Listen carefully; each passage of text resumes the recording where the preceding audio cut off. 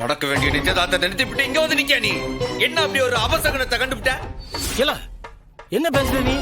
கோயில் சன்னதியில நிச்சயதாம்பல தட்டு தவறி கீழே விழுந்திருக்கு. இது அவசரம் இல்லையா? ஓ வேண்டாம், என் வெறிய ஏத்தி விட்டுறாத. தட்டு என்ன தானா விட்டுச்சா? உன் தங்கச்சியில தட்டி விட்டு அப்படி பேயாட்டம் ஆனா பார்த்து சும்மா தானே இருந்த? கேட்கறதுக்கு உனக்கு வக்கு இருந்ததா இல்ல தைரியம் இருந்ததா உனக்கு? அவ பேசுறதுக்கு நான் இல்ல செய்ய முடியும்.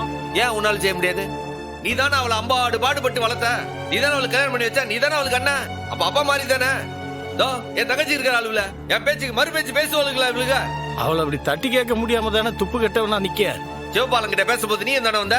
அவன் என்ன சொன்னா? கட்டிக்கிற மாட்டான்னு சொன்னான்ல.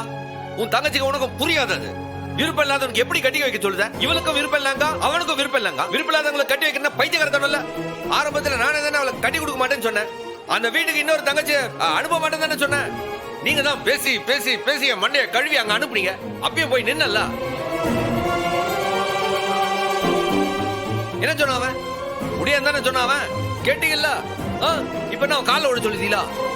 இல்ல அவன் காலை வந்து என் தங்கச்சியை கட்டிக்க கட்டிக்க சொல்லி கெஞ்ச சொல்லுதீங்களா? இல்ல நீ என்ன ரொம்ப ஓவரா பேசிட்டு இருக்க? என்னமா நீ என்னமா தப்பே பண்ணாத மாதிரி பேசிட்டு இருக்க? நீ என்ன பண்ணிருக்கணும்? முதல்ல சிவபாலன் போய் பார்த்து எல்லாம் வீராவை கட்டிக்கிறதுக்கு உனக்கு சம்மதமானு கேட்டிருக்கணுமா இல்லையா? அதை விட்டுட்டு இவர் கௌதம கொண்டு வந்து கடையில உட்கார வைப்பாரா? அதுக்கப்புறம் சிவபாலன்ட்ட போய் என் தங்கச்சியை கட்டிக்கிறது விருப்பமானு கேட்பாரா? அவனுக்கு மான மரியாதை இல்ல? அது அவனுக்கு அவமானமா இருக்காது?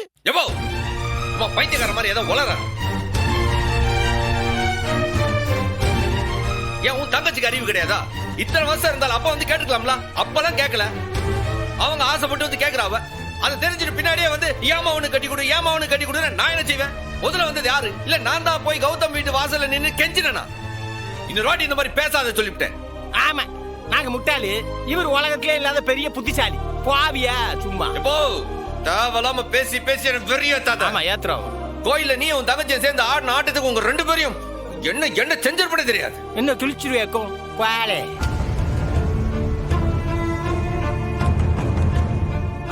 ஏன்பா சண்முகம், என்னத்துக்கு இம்புட்டு ஆவேசம்? இப்ப என்ன கல்யாணமா நின்னு போச்சு?